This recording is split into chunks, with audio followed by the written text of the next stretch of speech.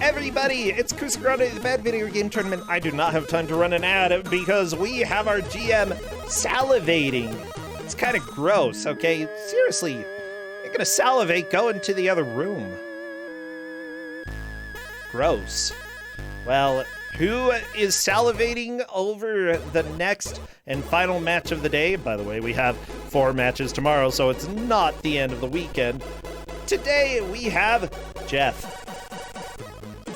Jeff, I would love for you to come chat with me. Hello, Jeff. Hello.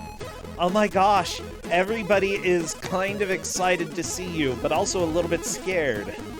Oh, no need to be scared of me. I have a nice game today. I'm in a good mood. We're going to get to play on easy. It's going to be great. We're all going to have a lot of fun. Wait, easy? Yeah. Not warrior difficulty? Easy setting. Baby setting, in fact. You have to play on baby setting. It's a cute game. Is it actually called baby? Yes. Okay.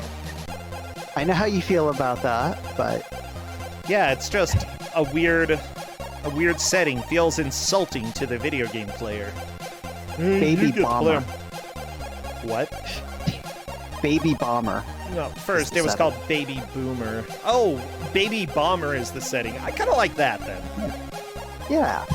So what game do we have? It's called Larax and Zaco. It's an Italian DOS game. Ooh, I like Italian stuff. Mostly everything about Italy is awesome. This is not a good game, but it's a really fun game. I enjoyed it. The folks I had testing it seemed to have fun with it. Corndan mentioned a couple times that he liked it. I mean, you say that. The few people the few mentions of this game I found on the internet are generally Italian folks who have fond memories of playing this as a kid. Yeah, but kids are dumb. We all know this. Okay, but I am no longer a kid, and I enjoyed it. Okay, never mind. Corndan enjoyed it. I don't know if he tried it on his kid, but... I actually somewhat trust your judgment when it comes to whether or not a game is enjoyable, because you're not a speedrunner, so you're not willing to bash your head against the wall and call Super Mario World a bad game. Yeah, I get frustrated pretty easily at games. Yeah. And I find it to be fun. I mean, I typically enjoy things that are a little bit more puzzle-oriented. And this game is sort of like that. You got to think really strategically. It's not a platformer game, although there's some running and jumping involved. But it's really more about advanced planning of how you're going to do it. So the basic premise of the game is that it is part of it is a collectathon. In each level, it tells you how many of a particular collectible you need to get. But the interesting twist is that in addition to getting all of the collectibles, you need to blow up buildings, and you need to destroy a certain portion of the buildings in order to move on. Well, that's not nice. Well, there's nobody in the building except for some enemies and like ghosts and whatnot. And we don't like ghosts, so it's okay to blow them up. You can kill ghosts? Wow. You can kill ghosts, but you don't have to. If you don't want to. But okay, that's good to know that we have an option. We may or may not kill ghosts. Bricks. Yeah, you just need to blow up bricks. Yeah. You know what? If Whoopi Goldberg were in this game, I'm pretty sure Patrick Swayze would die. Let me just say, okay, Patrick Swayze, bam, gone. How do you know Whoopi Goldberg is not in this game? I don't know. Oh, Jeff, who's doing audio for us? Oh, let me... Yeah, go ahead and check. I'm working on capturing. For the rules of the match, the main rule is that whoever gets through most of the game, or the most of the game, during the hour that they have will take the victory. That is actually not the rules we're using for this. It's going to be score-based. Aha! Every once in a while we have a little twist like this. That's why I'm glad that we brought up the rules. So whoever gets the high score is going to be the victor, eh? That's right. Yeah. I'm going to have Video Dragon 64 doing audio. Heck yeah. You know, all dragons should be video. I don't know what it means, but yeah. Everybody, I also want to give a thank you to those who have subscribed and helped support the stream. Mucho appreciated. Means much appreciated, yeah. Seriously, though, you're helping keep the stream alive and pay for various prizes here. So thank you, thank you, thank you, thank you. If you do want to drop a sub or a gift sub, you are more than welcome to do so. And I think we are close. I don't see Grimora live. Just waiting for Grimora. Oh, maybe if I hit play, that'll help. Oh, and Szechuan Steve. Szechuan Steve, where's your game feed?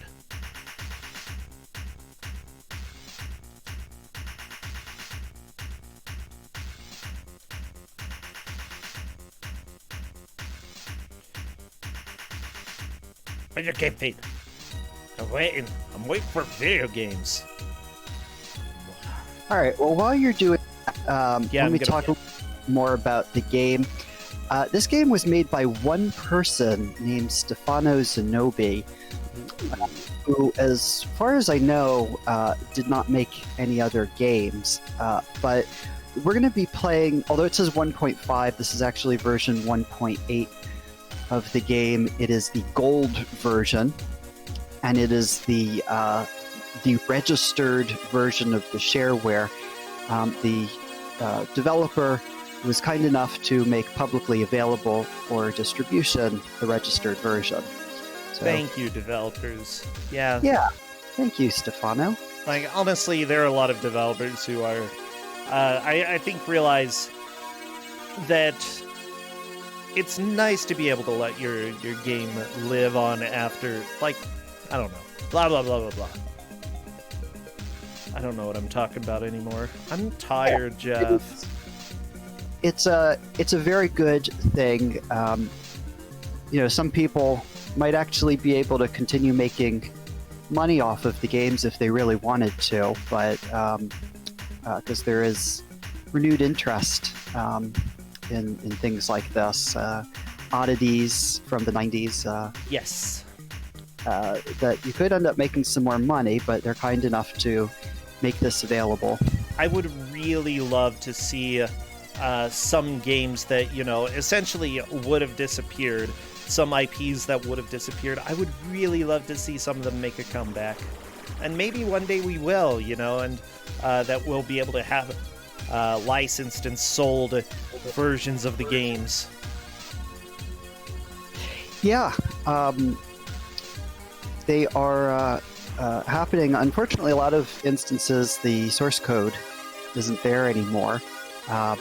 But if folks who made these games are willing to at least license out the IP or try and redevelop it, things can at least be, to some extent, recreated. Yeah, I mean, they recreated PT in a Half-Life Alyx mod, if I'm not mistaken, which is a game that was never released, but apparently was really good. It's just it wasn't released because of some licensing issues, ironically. So, fun fact about Mr. Zanobi. Like I mentioned, I couldn't find any other games he had made. I'm not even entirely sure that he was a software. The information I could find on him is that he published a paper called Bounds to the Probability of Collapse of Monumental Buildings. So he was at least somebody who had a great interest in building destruction.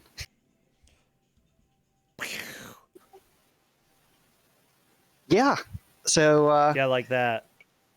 It is actually a game where you have to think very carefully about how to destroy the buildings. because doing it the wrong way will make it difficult to get the collectibles, could kill you. Doing it the right way, you could speed through the levels very quickly, kill off all the enemies right away, and make it very easy to get to the collectibles. This game also has a very wide variety of weapons, each of which have different functions, and we'll go through them as we get into the game. Neat. I kind of like that idea. I don't know, there are a few games that...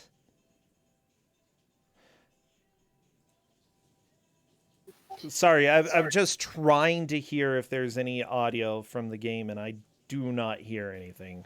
The game has fantastic music, so you should be able to hear that. And the sound effects are not great, but we definitely need to be able to hear the music loud and clear. The game has fantastic music.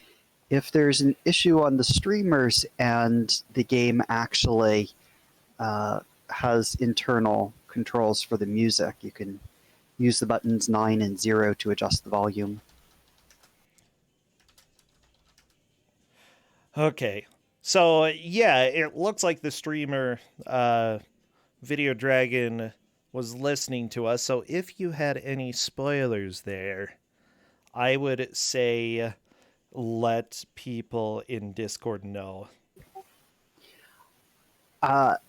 I have not spoiled anything. I don't know even how I could go about spoiling this game. I've given them the full instructions, screenshots of everything that they can see that they need about how to play the game, and I don't even know how I'd go about explaining to somebody how to beat a level. So this is pretty spoiler-proof.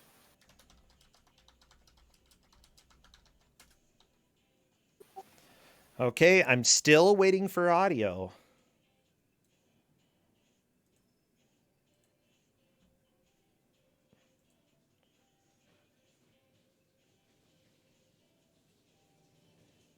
Audio. Audio.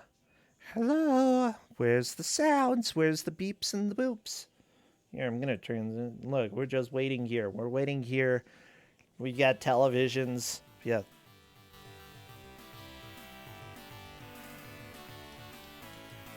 All right. Looks beautiful.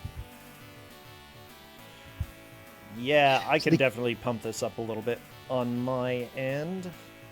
So the game, like I mentioned, was created and published in Italy. I don't know that it had much distribution outside of Italy, but the language actually defaults to English, which is very nice.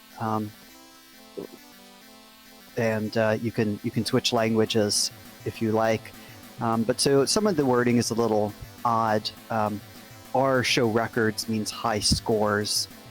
There are a few spelling mistakes here. The different playing modes are not difficulty, as you might think. They're actually one-player co-op and deathmatch. Ooh. And yeah, so deathmatch works a little bit differently than the normal game. I think you just saw on Trojan Horse's screen what some of those different icons look like. So I'm going to be doing the countdown right now. What should people spam in chat for emotes? Bombs. Bombs. All the bombs. Explosions. Bombs. Buildings. Come on, send those emotes in chat. I want to see them. Bubsy is neither a bomb nor a building. Bubsy is da bomb, though. Whatever. Whatever. Hey, it looks like Steve is off to a start. Okay, baby boomer difficulty. So why? Wait. Baby bomber. Baby bomber, yes. So the game has a built-in map, as you see on Szechuan Steve's screen, which is very handy. Okay. So that you can know some of the levels get a little bit larger, and you want to make sure you know where are the biggest buildings for you to take down, because you need to destroy a certain number of blocks, and you don't want to waste all your time going after the small structures. Oh yeah, do you have limited time? You do. The count is in the middle bottom of the screen. It doesn't give you a ton of time. The time limit's really a big factor here. Okay. When you run out of time, a really interesting thing happens. You don't just instantly die, but a Grim Reaper starts to follow you around, and you can't kill him. When you actually come in contact with him, he does an enormous amount of damage to you. But if you do happen to get an hourglass to extend your time, even when you're on 0 time, you can make the Grim Reaper go away. I think a ghost just ate Trojan horse. Yeah, that's not surprising. The ghosts are pretty tough enemies. Unfortunate side effect of destroying buildings is if it's haunted, the ghost will eat you. Yeah. So, typically I found the best strategy is to start at the top of these buildings and work your way down, because if you destroy the structure of a building first, the whole thing collapses on top of you. Yeah. And that's not so good. Yeah, it hurts you. It does hurt. Things falling on you will either drain your energy bar or kill you outright. Okay, yeah, I can see that being a problem. Generally don't want to die from just doing your job. Yeah, so there are a lot of different types of bombs. The default ones you start off with are these blue ones of different sizes, and then also a green one. Yes. Generally the 2 smallest bombs don't really do anything much. They're useful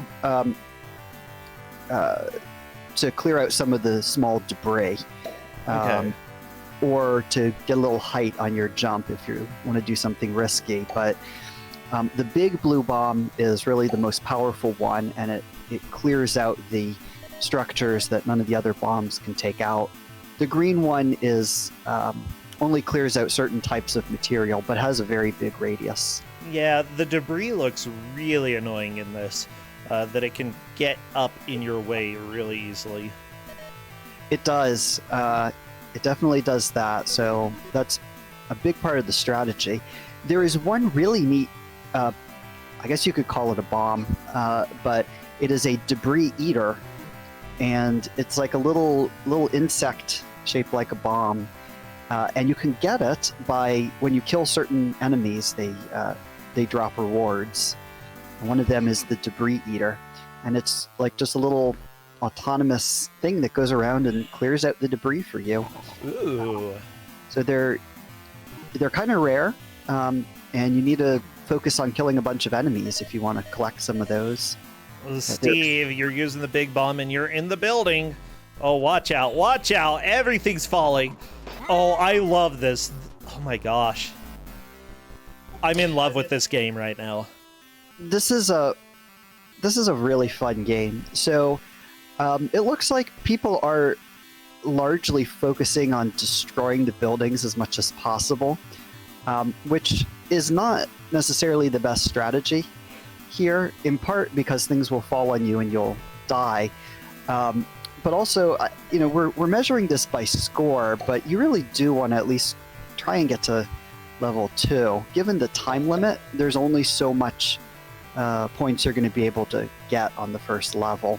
Yeah, once you run out of time, does it move to the second level? Once you run out of time, the Grim Reaper appears. Oh, that's right. Where do you go to finish the level then? You don't go anywhere. You just get all the collectibles, and you destroy enough of the building, and then poof, you're at the next level. Get the stars, get the rings. The stars are not a thing to get. The stars are explosions, so they're a count of how many blocks you've destroyed. So you want it to count, or how many you have left to destroy. So you want it to count down to 0. But they've all done a pretty good job of getting that, destroying a lot of stuff for the most part. They haven't done as well as getting the collectibles, and those are the emerald rings. And they're actually, in this first level, you don't really have to do much destruction. to get those collectibles. Okay. They are, one's just located right on the top of the building. One's located in that little tiny structure on the left. Oh, yeah. Yeah. And the other one is located underneath a huge pile of fruit that a ghost is guarding. You can see in Trojan Horse's stream. Yeah. Ghost. Where are you hiding? Where are you hiding the collectible? All right, so Trojan was able to get that one, and looks like there's some life there, which is great. They're doing really well on the score, though. Getting Oh, yeah. upwards of 40,000 points on this first level is great. It's just that to get the much higher scores, you're going to need to get to later levels.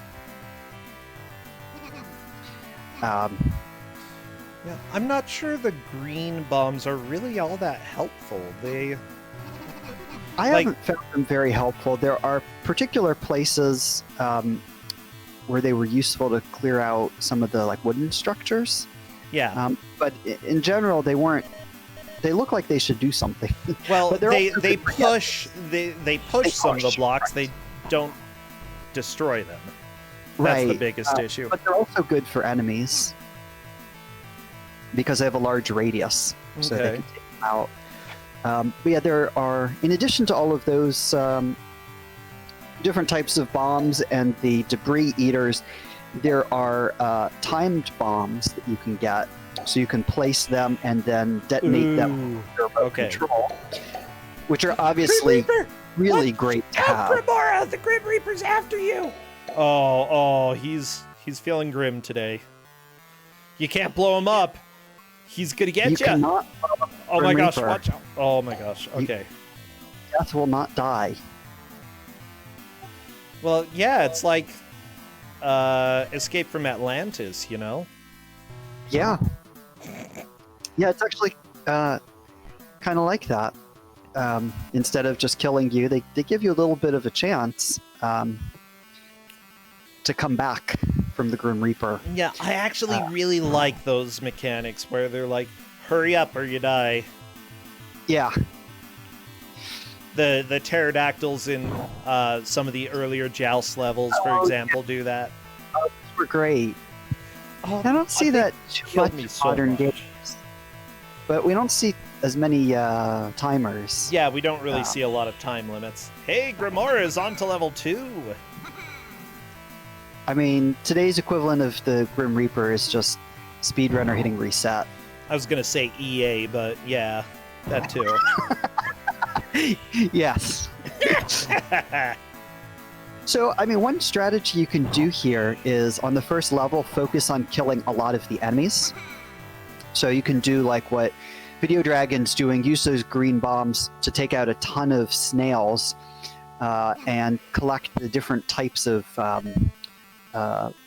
bonus pickups, which can be extremely useful. Like I was saying, those time detonation bombs will destroy a lot, and from wherever you want, however far distance you want. There's also a taxi cab that you can pick up, which is kind of rare, but that will just automatically take you to the next level. So they're health pickups, which you might need at a particular time. And then the normal pickup item is just like a present kind of thing. Okay. It gives you 2,000 points. So it's a good strategy to go ahead and take out a lot of those enemies if you can. But destroying a lot of blocks, although it doesn't help you finish the level any faster, you only need to get 40 destructions. They do give you a bonus. Grimora, by the way, is on to level 3. Didn't collect too many points in level 2. I think that just like seeing the various levels could help you know where you want to spend your time, though. It's probably a fine move this early on. Yeah, the initial shareware game has 7 levels. The 7th level is actually, it has like a boss, which is kind of tough. Ooh. I don't really see any reason that folks would want to go that far or beyond it. I haven't actually gotten beyond that level. The the only playthroughs on YouTube are of the shareware version, so I don't really know what the levels look like after that. I'm a little curious about the controls as well, because I know Video Dragon was saying that essentially this has ice physics galore. How do you control in this? The controls are extremely loose, and I actually find that to be part of the fun of this. Like, Okay. they're very floaty, Oh, and yeah. they're very icy, which means that you don't really have to worry so much about, like, this is not a precision platformer, right? I mean, you can if you really push it, you can get up very high, um, which is extremely useful. You can jump very, very high. You can cover a huge amount of ground in one jump if you'd like. So, taking away the element of precision in platforming helps you focus a lot more on the strategy and puzzle elements of this. So I think this is actually By the way, I am very aware that we do not have audio, because guess what? For some reason, it's not working on Video Dragon stream. We're working on it. We just wanted you to listen to our soothing voices. Jeff, say the most soothing thing you can say. You're listening to Easy Listening 99.3, twitch.tv/Brosentia. Everybody, welcome to twitch.tv/Brosentia. And this music that you're hearing, it's all a figment of your imagination. It looks like it's back up, Jeff. All right, terrific. Because the music is so... The music is so good. So some of the other things in this game, there are teleports. So you could see, like, in Grimora's screen, those little red things at the bottom will teleport you. There are also things that are, I don't know what you call them, but they're like trampolines. They have an up arrow on them, and if you activate them, you jump really, really high. Oh, yeah. And it's good on some of the later levels. You have, you start out the game with 2 lives, and it's fairly generous in terms of continues. Once you go through all of your lives, you have continues, but your score resets. Yeah. So for these players, they will probably choose to accept the game over and restart once they get to a point that they're really focused on gathering score. But this early on, it makes sense, I think, like you were saying, to try and see what some of the later levels look like. Yeah. Well, those bees are really big and nasty. The bees are hard. The enemies do get much, much harder, and they respawn. So it's not like, take out all the bees and then you're bee-free. There will always be bees. Now you gotta ski free, don't be free. Exactly. You can also... So some of the things that fall in the background are just background. Like the gray masonry in the background. You can just switch that off if you don't want to see it. It falls, but it doesn't do any damage. It's just aesthetic. I think I saw somebody destroy part of the background in order to cause a roof to fall down. I'm not 100% sure, though. Some things kind of look like backgrounds, but are not. So I think the easiest thing is to just take down the background so you can clearly see what's going to have an effect and what's not. Yeah, I think that's a good idea. Honestly, it looks like the little bombs, if you fire a lot of them, they can get rid of some of the bigger walls here, but you have to shoot a lot of the little bombs. Yeah, I mean, they certainly give you enough of them, but it's hard to place things. So yeah. I generally shied away from just spamming them all over the place. Because of the slipperiness of the physics, I found generally I wanted to just be standing in one place when I set off the bombs. Also, yeah, this game is not from the US, it's from Italy, hence the reason some of the words are not in English. But don't worry, if you need help translating, I'll help you. Bomba means bomb, okay? It's just bomb with an A at the end. Oh, Yeah. I didn't realize that. Yeah, Does that Jeff. mean that it's a female bomb? Probably. Is it related to La Bamba? La Bamba. I imagine they're the same thing. Oh. Yeah, that makes La Bamba a little bit of a sadder song, to be honest. Oh no, Grimbar is a Grim Reaper! He's not looking so cheerful today. Looks like he's gonna kill you. This game is a lot of fun, but it's actually really hard. Yeah. Until you figure out a lot of the physics, the mechanics, what the good strategies are. And so, I don't think... I mean, plus we gave them an incentive not to go to extremely far into the game by doing it by high score. So I don't think we're going to get to see, like, level 6, 7, 8, and like that. But even if you are trying to, it's hard to make progress in the game. Oh, yeah. It's fun, and you can you can adjust the difficulty. I mean, they're playing on easy. You can make it harder, which spawns more enemies. Yeah. The only thing I found really frustrating was the time limit. That was really sort of the only thing that really detracted from the fun for me. Like, I love this. I want to keep playing it, but then the Grim Reaper shows up. Yeah, but he's part of the fun. He's just here to party. That's what the Grim Reaper does. Throw your hands in the air, throw a party for the Grim Reaper. Oh, so you see Trojan Horse is using one of the debris eaters. So the little green thing. There's no real purpose to put it where there is no debris, but... Well, I mean, how do you know what it is?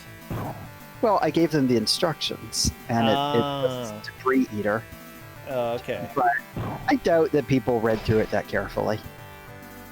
Because, Well, I mean, really, who reads hopefully they manuals? read it a little bit more carefully than I did, which is not at all. But yeah, there are a lot of really cool things in this game. I think it would just be a fantastic speed run. A little difficult, but the process of going through and trying to figure out how you could clear these levels. I have a feeling that level 1 could probably be beaten in about 15 seconds if it was mapped out properly.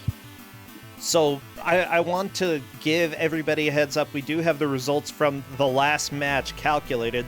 Smebble definitely won. Time Walker second. Andy in third, barely staying alive. And unfortunately, Subwoofer has been eliminated, beating 3 bosses. Wow. That's actually... Close. Yeah, really close. Like... Oh my gosh, sorry, that's really exciting when I see stuff that is really close.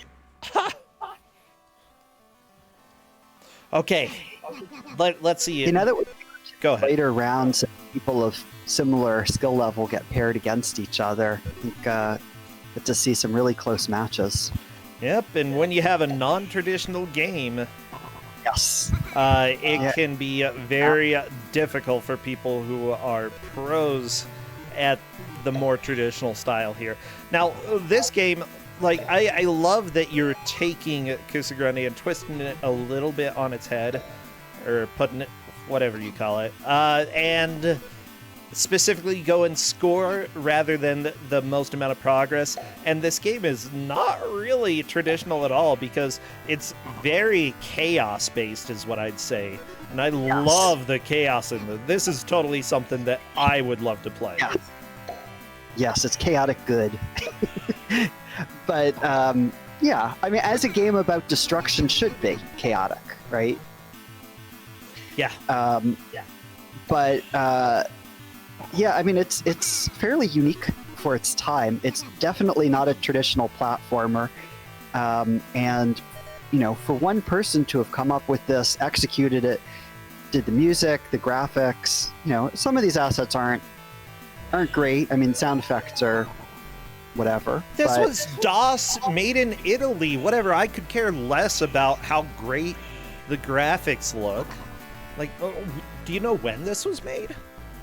I say 95. Okay, so maybe a little bit later, but still, in Italy, where game development really wasn't huge, I mean, this is self-published, written by one person, completely. Well, not just written. The whole thing was done by one person. All the music, the fractals. So yeah, I mean, it is not a polished good game. It is so much fun, and this is why I remember. I don't remember this particular game. I didn't play this in the DOS era, but I do remember from the DOS era just so many games that were a lot of fun. In retrospect, not necessarily good games. Just like some of the shareware stuff that you found that you spent a lot of time with. Sometimes the games were quirky, sometimes they were original, but when I found this game, I was at first thinking, wow, this is obscure, this is hard, I want to give it out in a later round to one of our high-scoring matches. And I was like, this game is actually really fun. I'm not going to use this to punish anybody. That would be counterproductive. When I'm ready to punish them, they will get punished. I love it. By the way, this is actually up on archive.org. Internet Archive has fantastic stuff. You know, it was made free by the developer, which is amazing. Oh my gosh, yeah. So yeah, it is hard to control. That's why I think it would make for such a cool speed run, is if somebody were able to sort of go through all of the chaos and find some order to it, that in a predictable way could. I mean, there isn't really RNG to it. If you put the bombs in the same places, you're going to get the same results. Oh yeah. It's just that there's so much going on at a given time. You have so many different options, so many different types of bombs, so many places you could put them, so many different strategies. The only real RNG you're dealing with is the drops that the enemies give you. And so, you know, you might be lucky and get something that lets you move on to the next level right away, or you might just get points. But for here, they're actually hoping for points. Aha. Wait. Are you making them play with the original controls here? Which is Z for left, X is right, down is C. No. Jump is N. Oh. But I like that. I don't know why the screen says that, but the way that you're supposed to use this is with the numpad. So 4 and 6 for left and right, 8 up for jump, 2 for down. Okay. Then 3 and 9 are used to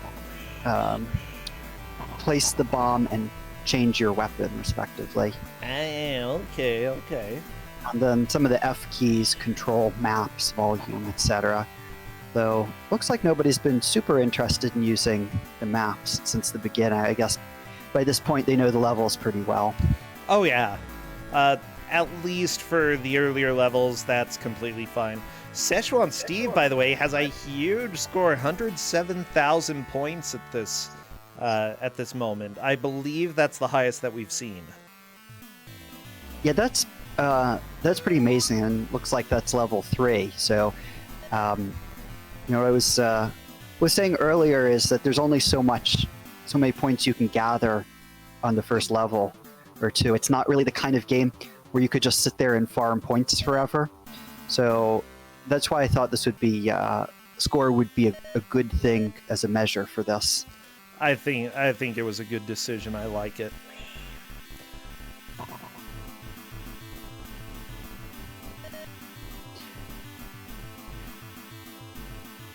Oh, geez, the ghosts. Please don't kill the ghosts. They're your friends. They're just sheet ghosts, okay? They don't even have a real body. Well, not that ghosts have real bodies anyway, but, you know, doesn't even look... It's like E.T. went and dressed up for Halloween, but accidentally grabbed the wrong sheet and got a blue one instead. I don't know. It's a weird color for a ghost. I mean, I'm okay with blue ghosts. I don't... You know, if Smurfs can be blue, I'm okay with ghosts being Are they blue. Smurf ghosts? The ghosts are much bigger than the Smurfs. Yeah, I mean, maybe that's what happens to the Smurfs. Turn into blue ghosts. Well, let me tell you a little bit more about some of the bonuses you can pick up when the enemies die. The thing that you see most is a present. It kind of looks like a bomb-shaped present, which I think is funny. That gives you 2,000 points. You've probably seen that. You can get a hot dog. Yum. Which is 1,500 points and some of your energy back. The first aid kits, which have the little... I mean, they look like first aid kits. They have a little red cross on them. True. They're only 1,000 points, but they give you all of your energy back, which is a huge thing. Yeah, since it looks really easy to take damage, it seems like you could always use that. And then there are different colored boxes, which give you various amounts of points and also different types of bombs. So I don't remember exactly what combinations of bombs they give you, but you want to get the super bombs, the big ones. Those come into green boxes. There's a diamond that is just points, but it's a lot of points. It's 5,000. Ooh. Yeah, I saw if you kill a ghost, you might get a diamond. Yes. So it was hard for me to figure out exactly how this works, but I think that some enemies give you better rewards than others. So I spent a lot of time trying to kill the snails, and I didn't get such great things from them. Yeah. Well, snails are dumb. Okay, nobody likes snails. They're just slimy and gross. Then they got the little wigglers on their head. I hate them. Okay, I mean, I don't think that's a reason to hate them, but alright. Slimy and gross. Fair enough. I mean... Still better than slugs. Okay, I agree. The shells are kind of cute.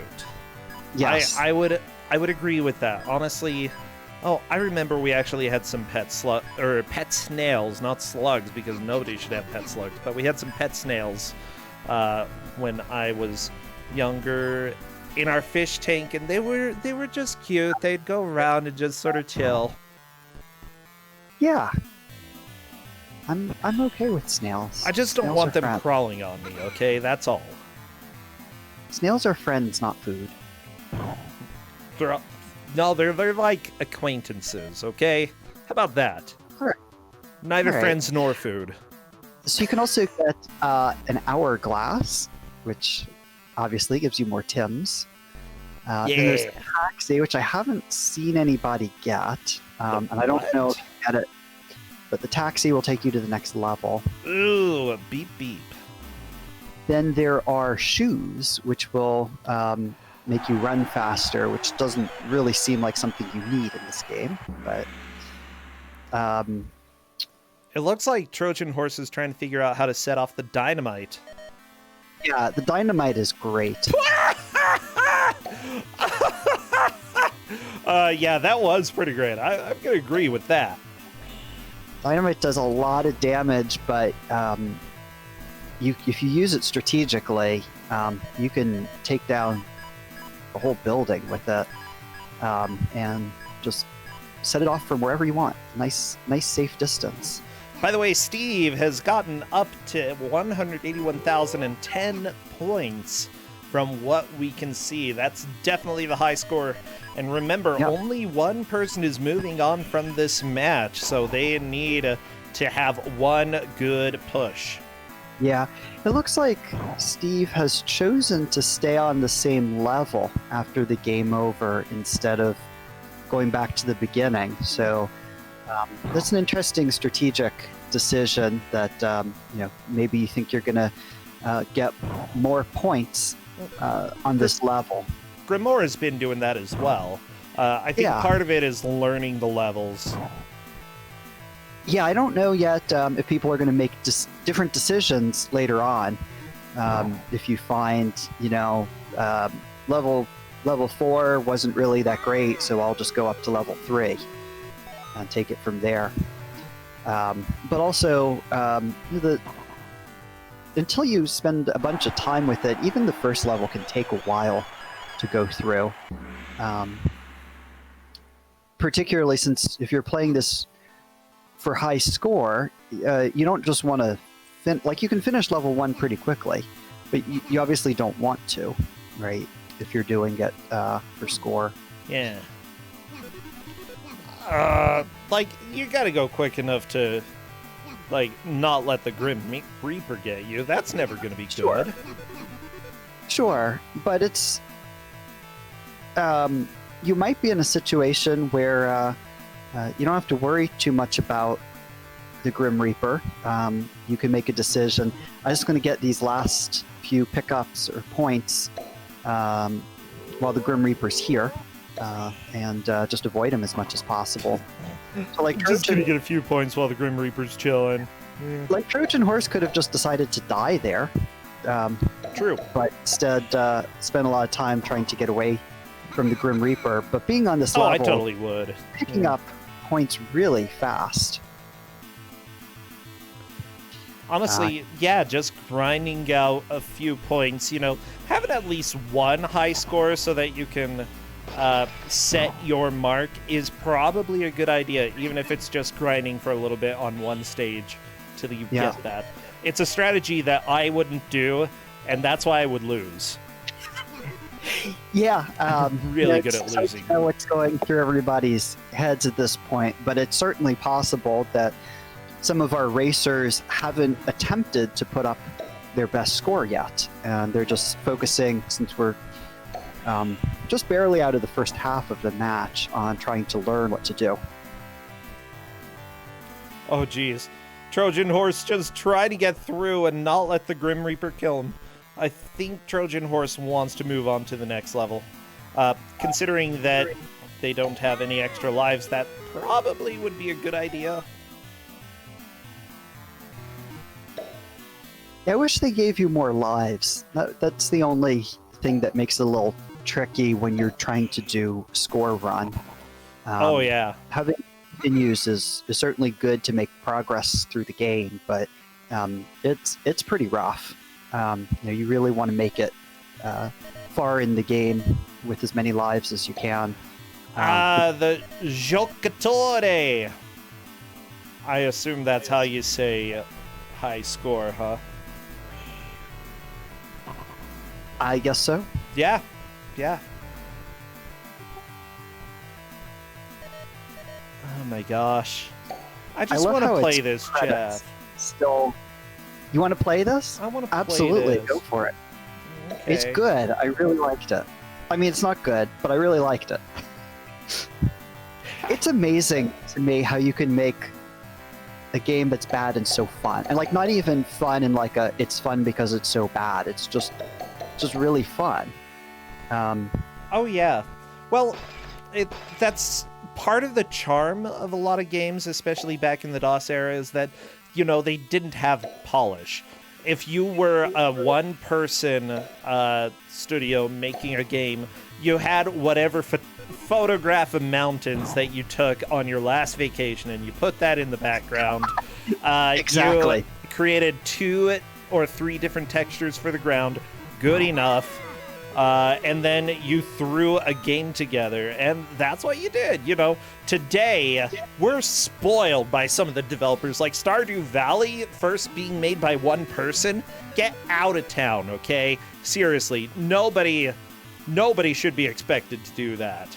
There are tons of other games that were like one-person studios, at least at first. It's ridiculous. We're spoiled. Because there are some people who just can really do that. But most Yes. people would create something like this, even today, like itch.io, the giant bundle, which everybody should go buy, by the way, because it's got 1,500 games. absolutely. There are a lot of just those small games that you can tell were made by one person, and they've got that one person charm, and I love it. I do too. But yeah, it's great. I love playing a game, and I can see that there's something about games to enjoy beyond just the art or the sounds or the atmosphere. Like, at its core, the gameplay mechanic is really, really good. Oh, yeah. Everything else sucks. Well, but the thing that makes it fun. I mean, honestly, really you know, you don't have to make a masterpiece when you make the a music's game. good. That's true. But Well, I mean, apparently this is stolen from Iron Maiden, maybe. oh, it is? Okay. I mean, I wouldn't be surprised if the graphics and some of the other assets are stolen, but because I wouldn't really expect one person to be doing a ton. Okay, not stolen from Iron Maiden, inspired by There we go. Iron Maiden. And frankly, you know, if this is just a game that you made in Italy, I'm not going to go and research copyright laws of 1995 Italy. I don't know. I mean, this. I would, but Oh, Jeff, I'm a lawyer, so. you're a lawyer. Yeah. Like, maybe on, you know, maybe tomorrow.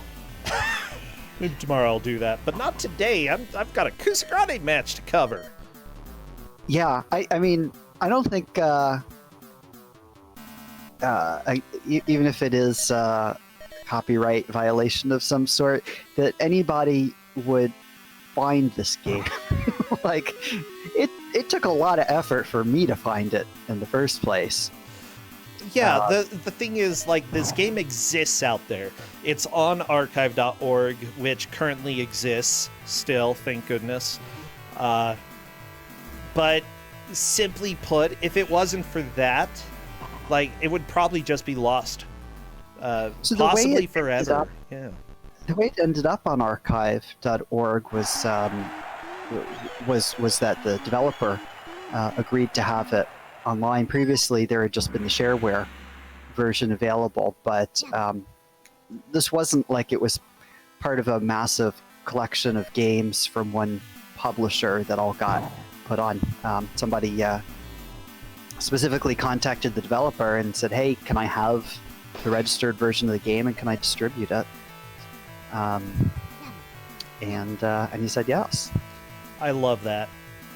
Like, I was trying to seriously, track it's so respectful. see if he wanted to watch our match, but I couldn't find him. His Twitter hasn't been active for a while. That sometimes. Oh, the ghosts. Oh, that would have been so awesome, though. Like, I don't know. Maybe we can send him a link on Twitter, you know, to the VOD and be like, hey, if you're interested, we raced your game and we loved it. Because I love this. I mean, if I had been able to find him, I definitely would have. I mean, Well- his like mailing address is at the end of his mailing address from 1995 is at the end of the game. I'd say that even if here's the deal, even if he you know, is not active on Twitter, people will often go back and check it like a few years later. So even if we send a link to him or for him to watch this video, eventually he might find it. So I'd say let's do it, and who knows, we might hear back from him in a few years. There is the person who got in contact with him runs a website called the Kitsuria Network. I have no idea why, but among discussing Pokemon and other things, there is a section on the website about this game. And a person who yeah. identifies themselves as an Ice Fennec contacted him. Yay! So yeah. So good for the FedEx. Foxes are always doing great things. Oh yeah, I found that post. Yay. So yeah, whatever you are on the internet, you can still do fantastic things like find old games. Yeah, I really would love confirmation that this person is also the civil engineer that wrote the paper about destroying buildings. Because I have a feeling that that's the case. The name is actually, the spelling of the name is not very common. Okay. It might be the same person? Yeah, I think so. I think this person might not have been a software developer, but an engineer working on building demolition. That's awesome. I love it. Oh my gosh. I really hope that's true. Yeah, you got to make what you're passionate about, you know? And if your passion is studying the ways that buildings fall together, or fall apart, also fall together. But right, you know, it's not 100% accurate, but it still is really fun to see the physics in this game. Yeah, I mean, so that's one of the best parts of the game is the building physics, right? Because, you know, a single person making something in the DOS era where you didn't really have access to physics libraries and the like wouldn't necessarily have any idea how to do something like this. Physics isn't necessarily realistic, but it's fun. But there's a lot that goes into the physics here, right? Oh yeah. Like, you've got boost, you've got damage boost, you've got your own physics, the bomb's physics interact with you, so that when they explode, you know, you'll take some damage, but you'll also go flying. Various things go flying into the air, walls getting pushed. For DOS, there's a lot going on physics-wise here. Yeah. That's why I really wouldn't be surprised if this is the same person who is an expert in building demolition physics. It seems like it would be an odd coincidence anyway. Oh, yeah. But, you know, I also kind of wondered, like, a lot of times games from this era, particularly things made by one person. Video Dragon, that was a big bomb. Yeah, that is the big bomb. Well... I love that bomb. It is so good. It's so loud! Luckily, I have a limiter on my stream so that it doesn't destroy people's ears these days, but I imagine that wouldn't have been the happiest sound in the world. Yeah, you can adjust the volume in the game for the music, but I couldn't figure out an easy way to change the sound effects, so turn down your speakers. Yum. Oh my gosh. Yeah, like, if I didn't have that limiter, I have a feeling we would have a few complaints at this moment. Well, it's good. We limit the noises. We limit the quality of the games that we have. We limit the yeah. The only thing we don't limit is the number of RoboCops that we have. Oh my gosh, whatever, that's being limited right now, okay? I would say, by the way, that when you have limits, there can often be some huge amounts of creativity within those limits. Honestly, if I have limits when I'm doing something creative, I feel like I can do something cooler than if I had free reign.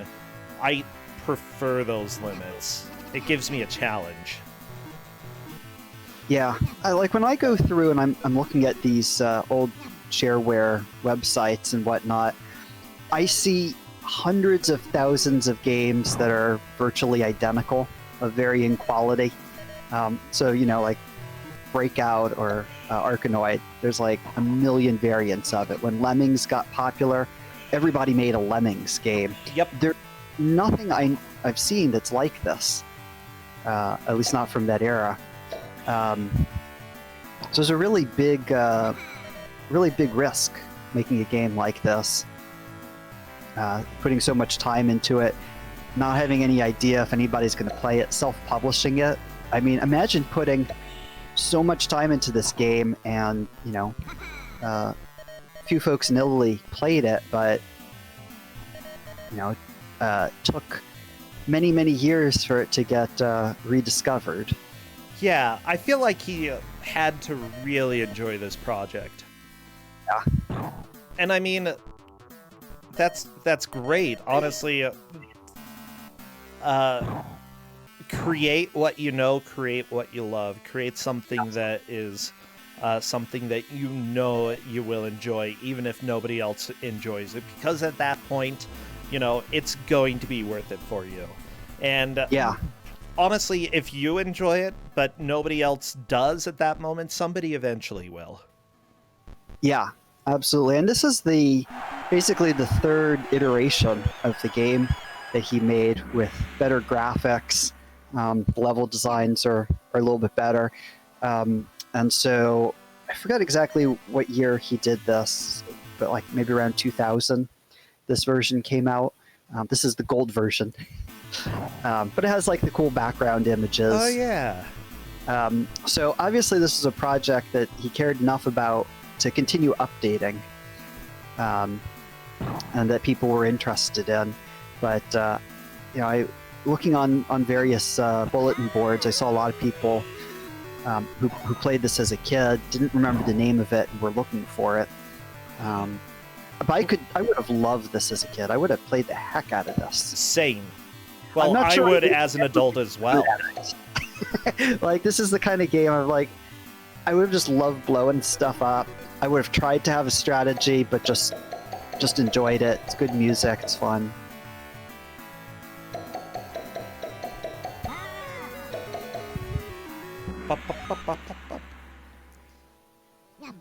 Yum.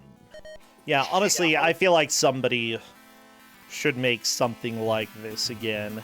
Like, I imagine there are some building destruction games or games that have destruction like this. Somebody was saying this is like Angry Birds, which, sure, yeah, kind of. But there are games where you destroy, blocks. You destroy buildings of some sort, like Angry Birds, but it's not really. This game is so interesting because it's a combination of a collectathon and a building destruction, and the building destruction is just really, really involved. Yeah, honestly, I'm thinking the most popular game that tends to focus around building destruction and stuff would probably be the Just Cause series, which honestly it disappointed me a lot when it came to that sort of destruction, because it didn't seem like there were a lot of things that you couldn't touch. It was just standing there. You couldn't do anything to it. Like, yeah. okay. You can destroy pretty much everything in this game, except like some of the fences, I think don't come down. Blast Core, huh? Blast Core, I don't know that. But so this isn't just destruction, right? Like, you actually have to. You're not creating anything, but you have to collect the relevant treasures, and so I think that part of it is pretty neat.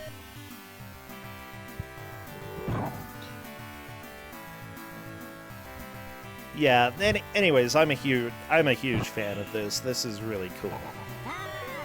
Everybody, go ahead. With that said, Szechuan Steve, I believe, is still in the lead, and nobody's come close to passing him. I think he had 181,000, something like that. And I'm unsure anybody else has passed the 100,000 point mark. Yeah, I saw Video Dragon just finished with about 75,000, and I think Trojan had gotten a little higher than that. Mm-hmm. I don't think I've seen a very large score on Grimora's screen yet, but I might have missed one. I know he's gotten up to like 70,000 early on, but hasn't really gotten past that. This is sort of an odd game because it's hard to know who's going to be good at this kind of thing. It doesn't really draw on typical speedrunner skills. doesn't really draw on typical platformer skills, and also not really typical puzzle games. I mean, it's sort of a puzzle platformer, but Grimora! You're getting smushed! Ah! a lot of it I just felt was just getting the right feeling for things. And that, yeah, for this specific challenge, I think figuring out what is going to net you points, if it's worth going for some of the high point items or grinding out the low point things, like, you know, figuring out a strategy for one good attempt, I feel, is what's needed for this. Yeah, like when I was figuring out how to calculate this, and Corndan had the very good suggestion of doing it by score. I tried to figure out, like, are there going to be any quirks that they can take advantage of? So I tried to figure out, how do you go about score? I found you really need to just sit down and think, how much am I netting from end of level destruction bonus? How much am I netting from enemies in general? Yep. And really sort of crunch the numbers on the fly to figure out what's going to work. And Szechuan Steve seems to have gotten that down really well. I believe so, yeah. It seems to be like getting to level 3 or 4 and then grinding there. And that's probably a good strat. Like, seriously, I still would be amazed if anybody beats Steve, but you have to be thinking, you know, I could be in first, but somebody else could be. What can I do to make my current attempt better than the last one? And now that we only have 8 minutes left, they have to push.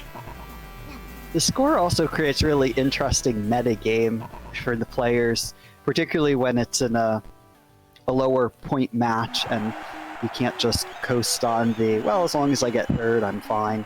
Yep. You know, you have no idea where you are, and you have no idea how good you have to do in order to move on. So, you know, the game is difficult enough, and there's enough variety to it that I don't think any of these players have any idea what place they're in. I don't think anybody's sitting there going, I'm awesome at this game. I've been rocking it. I'd say that Steve is definitely in that same boat as well, where he probably feels that he's behind. Yeah. Even though he's got double the score of anybody else. Yeah. Well, I love it. The mind games, Jeff. The mind games. Yeah. It's all about the meta. Yeah. Yeah, I'd really like to see for this game, certainly, you know, if people are interested in speedrunning it, that would be kind of neat. There are a lot of levels, though, so I don't know how far people would want to go, but also just doing either a Let's Play or a playthrough that goes on YouTube that goes a little bit beyond the existing levels. Oh, yeah. Because the playthroughs that are there are generally about 2 minutes long. There's one that it's about 20 minutes long, that goes through the first 7 levels. But but it's the shareware version, so it's not this version.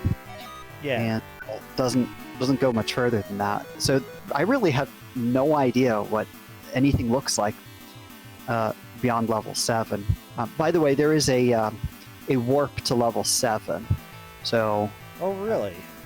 Yeah, they put it in the manual. These folks don't know that, but you hold down certain keys for 10 seconds, and it takes you there. Ew. So if somebody wanted to do a video, you know, instead of using save states, you could do the first 6 levels and then keep starting on level 7 until you made some progress that you could post. By the way, Steve is nearing the 100,000 mark again. Everybody else is pretty low on the scores. Grimora right now, 2,400 points. Video Dragon, 8,600. Trojan Horse, 39,000. I don't know if there's enough time to catch up to their personal best, even. Possibly. I wouldn't stop. By all means, keep going, don't stop until it's done. Yeah, given that they're all on level 1, I don't think that it's going to be possible to get a real high score at this point. Oh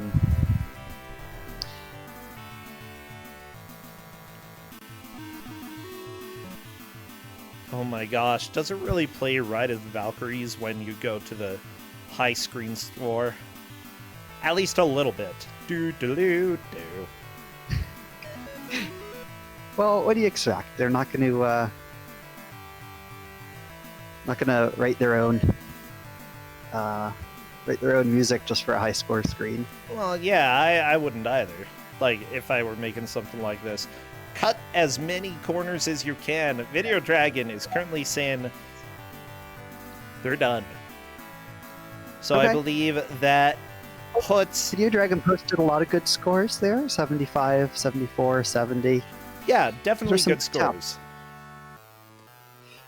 Just to give you some idea, though, like in playing this game for about an hour, I spent most of my time just sort of experimenting to see, what did all the controls do, what were some good strategies. But I was only able to get up to about 50,000. So everybody's done really fantastic. Oh, yeah. Trojan Horse is having a little too much fun with all those bombs. That's the thing, like, at some point, if you get frustrated, it's really just fun to throw bombs all over the place. Oh, yeah. Why Especially not? the big Cause one. a little havoc, cause a little mayhem, I love the dynamite. It's my favorite thing. It takes a long time to explode, but it is huge. Yeah. Yum. I'm glad that he says yum so that you know he likes the food. Yeah, the food Yeah. does look pretty tasty. It's got a lot of fruit. There's a hot dog, Yum. hamburger, I think. I feel like a hot dog sitting around in a building like this, you might not want to eat it, especially with ghosts running around. Could have gotten ectoplasm on your hot dog. Yeah, I mean, it's still better than sauerkraut, but No, I like sauerkraut, okay? Look, what do you have against, what do you have against it? nothing. I was just trolling. Wow. Honestly, yeah. Sauerkraut is great. I'm just messing with you all. I don't care about coleslaw, but sauerkraut is amazing. Yes. Yeah, it's, fermented. That's the word that I was going for. We, in the U.S., have a fear of fermented stuff. Sometimes. I mean, you do in Utah. Okay, we do in Utah, actually. Yeah. I feel like most people in Utah are afraid of anything. Most people I know here love kombucha. Oh, that's like a sin here. Actually, yeah, it literally is because it's tea. Well, it also has, tiny amounts of alcohol by volume because it's fermented. But there's probably not going to be as much love for kombucha over there. But other than the fact that it tastes like vinegar soda, a lot of people seem to like it. Yeah, fermented products are generally pretty healthy as well. Anyway, we seem to be just about out of time here. We're so close to the end! We're so close! Oh my gosh, how can I pay attention to 5 hours of video games?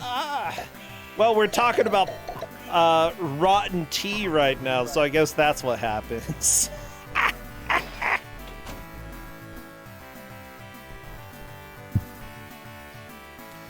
Trojan Horse enters Ku5ogrande. Aw, Trojan Horse, I love your high score name. We are at the end, everybody. All right. Don't You ready? mourn. Got your hand on the buzzer? Oh, shoot. Whatever. Close enough. Whatever. It was right in my heart. Good enough.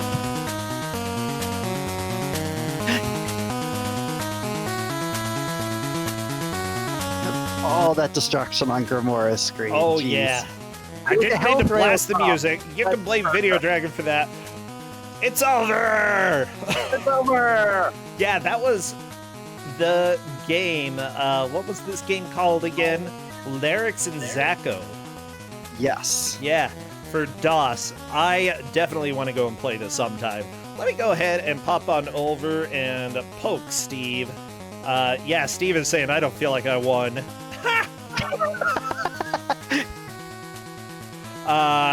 Yeah, like you were saying.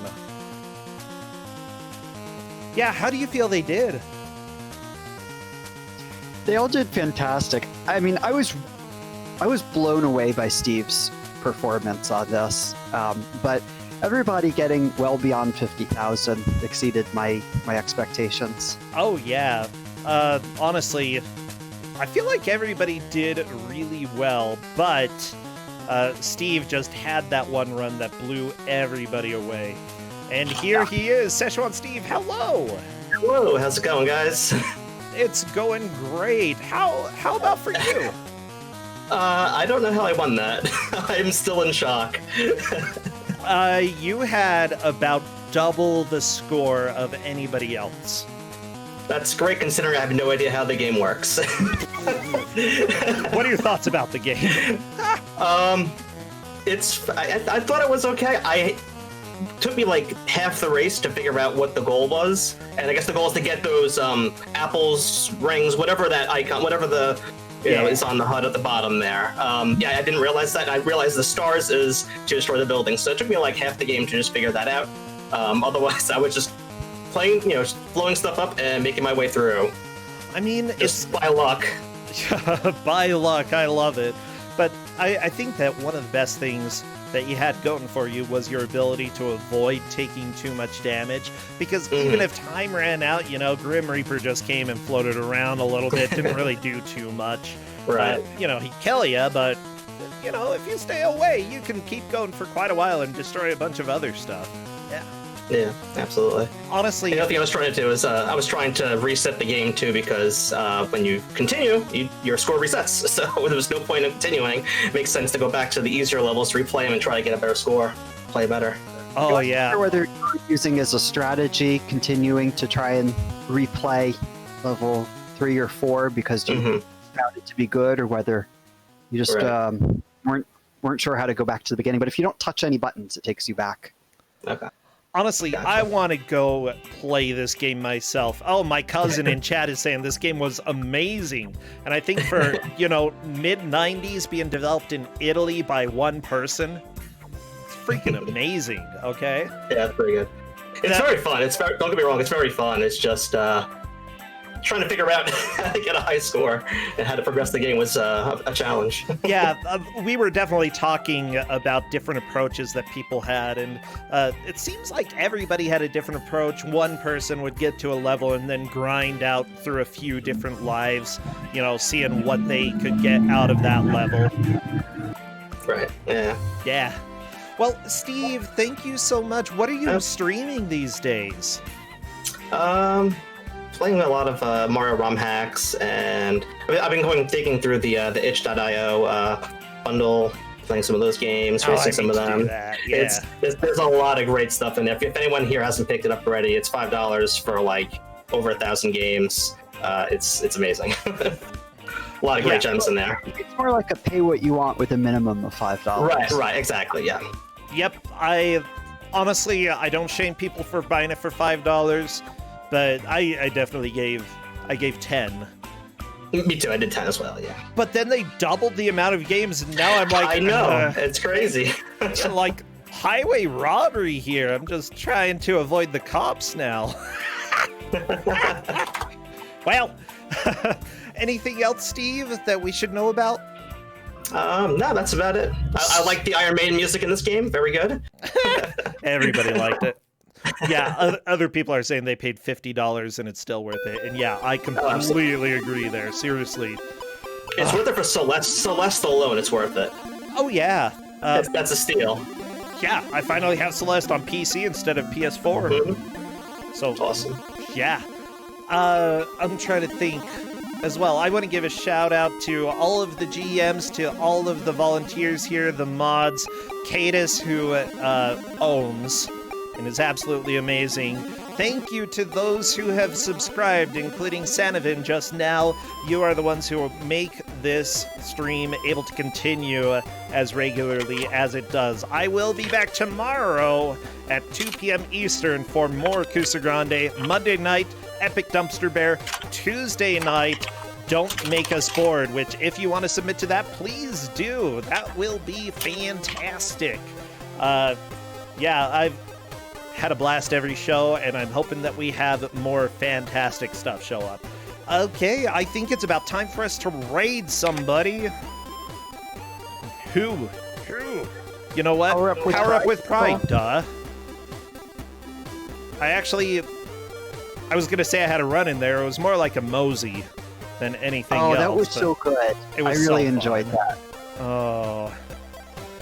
Does anybody have a good raid message? Oh, combination.